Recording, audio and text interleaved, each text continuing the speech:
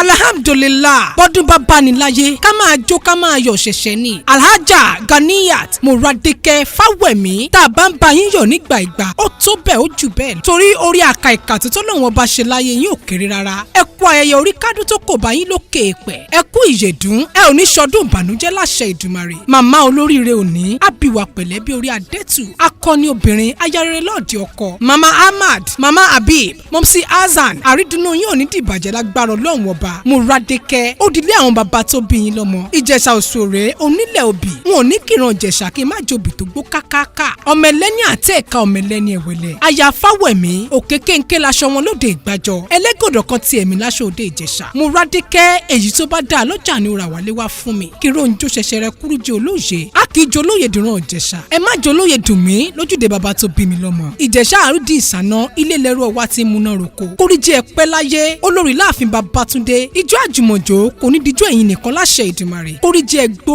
kẹ́ẹ̀tọ́ kẹ́ẹ̀tágbàlagbà ṣe kò sí bẹ́ẹ̀ ṣe lè pẹ́ láyé tó ẹ ò ní mọ sàárè ọmọ lágbára Ọlọ́run ọba. alhaja Ganiyat Moradeke Fawemi ìgbà ọdún kan.